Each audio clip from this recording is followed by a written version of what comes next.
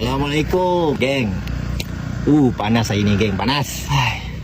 Aku nak share satu cerita lah, geng. Pernah tak korang dapat order hantar rumah besar-besar, rumah orang kaya lah, yang ada pangkat tu semua kan?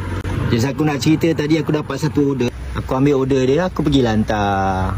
Bagusnya dia ni, bila aku sampai, dia dah standby. Dia dah standby depan pagar. Okay lah, aku fikir Alhamdulillah, settle cepat, senang kerja kan.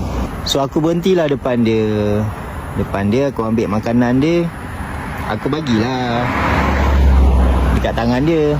So bila aku dah bagi tu, aku cakap lah, terima kasih tuan. So biasa bila kita dah cakap terima kasih, kita akan dapat balasan sama-sama. Terima kasih, elok bawa motor. Tapi apa yang aku dapat, geng, lain, geng. Kau tahu dia boleh balas apa bila aku cakap terima kasih?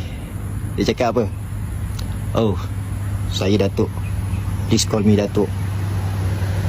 Bila dia dapat respon macam tu, dia dah keluar ayat macam tu, nampaklah muka subtitle aku ni. Tapi aku tak cakap banyak lah. Aku just respon macam gini depan muka dia.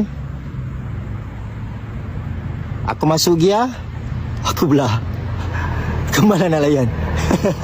Atas motor aku menung, geng. Apa benda tadi? Aku hantar makan tau. Aku bukan datang jumpa kau nak bentang proposal juta-juta. Tak, bukan. Apa benda tadi? Selalulah juga aku jumpa datuk-datuk, Tan Sri attend diorang. Tapi tak adalah macam kau. Saya Datuk, please call me Datuk. Tak payah, malas aku nak layan.